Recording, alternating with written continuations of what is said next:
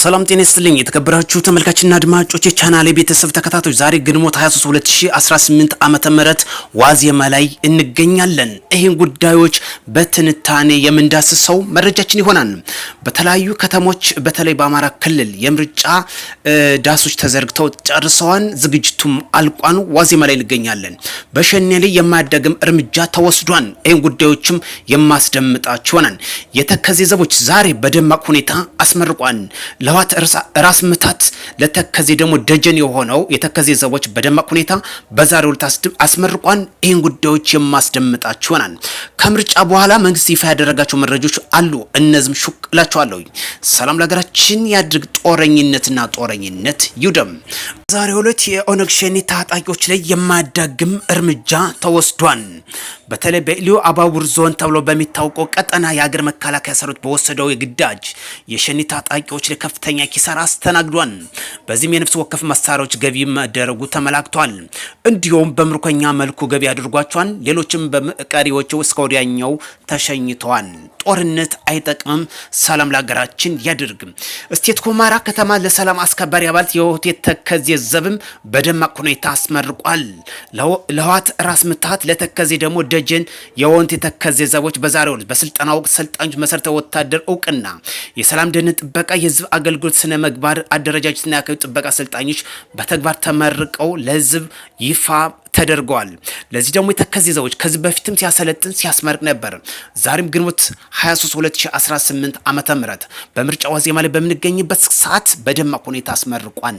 ህወሓት ብዙ ጊዜ እንዳይን ብሌን የሚመለከተው ወልቃይትን ዛሬ የተከዜ ዘቦች በደማቅ ሁኔታ ማስመረቁ ለህወሓት ራስ ምታት መሆኑ ተመላክቷል። ሰላም ለሀገራችን ያድርግ። እዚህ ጋር አያይዘን ቀጥታ የምርጫ ዋዜማ ላይ እንገኛለን። ትመርጣለች የወክለኛን ያለችውንም ታስቀምጣለች። በጽንፈኝነትና በባንዳነት ጫጫታ የሚደናቀፍ ምርጫ አይኖርም። ለዚህ ደግሞ የሀገር መከላከያ ሰራዊትና ጥምር ጦር ያደረገው መዋቅር ለሰላም መስፈን አይነተኛ ሚና እንደሚጫወት በግልጽ ያሳያድ ነው። ዛሬ ሁሉ ነገር ተጠናቆ በተጠንቀቅ ላይ ይገኛል። ነገ ጧት 12 ሰዓት የሚጀምረው ምርጫ በይፋ ይጀምራል። ለዚህ ደግሞ በተለይ ሳጥኖችና ዳሶች በሙሉ ዝግጅት ላይ መጠናቀቃቸው በባህር ዳር ከተማ፣ በጎንደር፣ በላሊበላ፣ በደሴ፣ በወልዲያ ሁሉም አልቋል። በማርቆስ፣ በደብረ ብርሃን በአማራ ክልል ያለው የጸጥታ ሁኔታ አስተማማኝ እንደሚገኝ ተመላክቷን። ሰላም ለሀገራችን ያድርግ። ኢትዮጵያ እጣ ፈንታዋን በራሷ በእጇ ትመርጣለች። ሰላም ይሰፍናል። ከምርጫ በኋላም ይፋ የሆኑ መረጃዎች አሉ።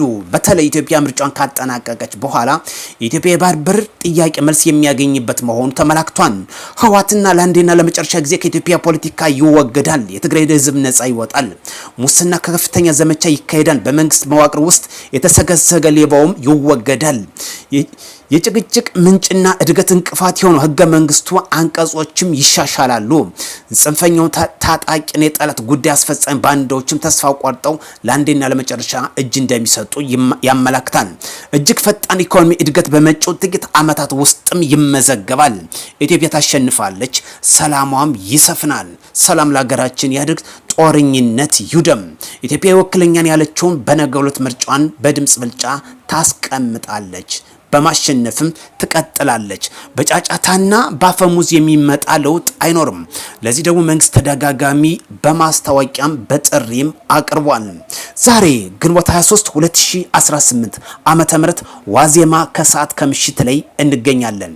ኢትዮጵያና ትውልድ ኢትዮጵያን በዓለም ዳርቻ ያላችሁ ሁሉ ለሰላምና ለሰላማችን ዘብ እንቁም። ባፈሙዝ የሚመጣ ለውጥ የለም ቢባልም እንኳን ሀገርን ከማፍረስ የሚያመጣው ለውጥ አለመኖሩን ከዚህ በፊት ከታሪክም አስተምሮናል። ዛሬ እንግዲህ ሙሉ ዝግጅት አልቋል።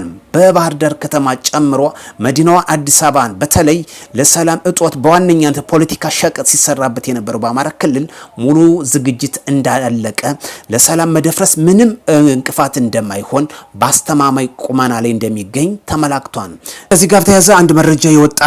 በተለይ ወደ ማረሚያ ቤት ሰው በመጠየቅ ምክንያት በሚል ስልክ ልታቀበል የነበረች በተደረገ ፍተሻ እጅ ከፍንጅ ገቢ ተደርጋለች። እናመሰግናለን።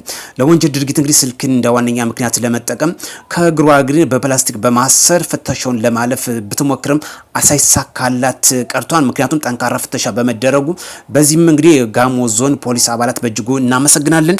ወንጀለኝነት አይጠቅምም፣ ሰላም ይስፈን፣ ጦርነት አያዛልቅም። ዛሬ እንግዲህ እጅግ ደስ የሚል ድባብ ነው ያለ። በሁሉም ቀጠኖች አስተማማኝ ሰላም ጸጥታ መስፈንም ተመላክቷል። በዚህም እንግዲህ ምርጫችንና በምርጫችን ብቻ እንግዲህ የሚወክለንን እናስቀምጣለን ማለት ነው።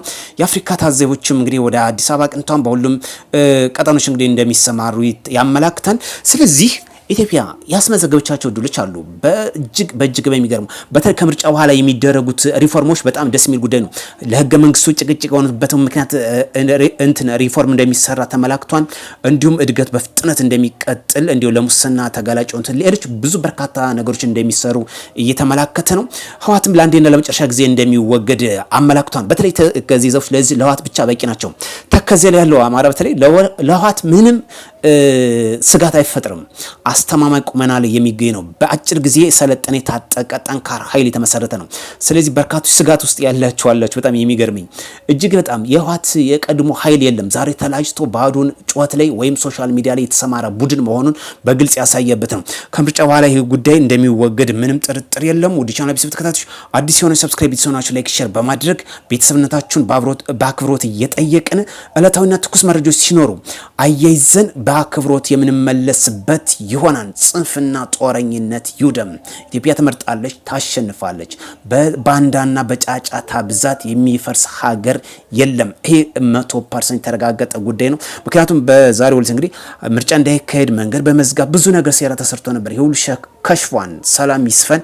በሌላ መረጃ እስክንገናኝ መልካም ምሽት እንዲወላችሁ ከወዲሁ እመኛለሁ።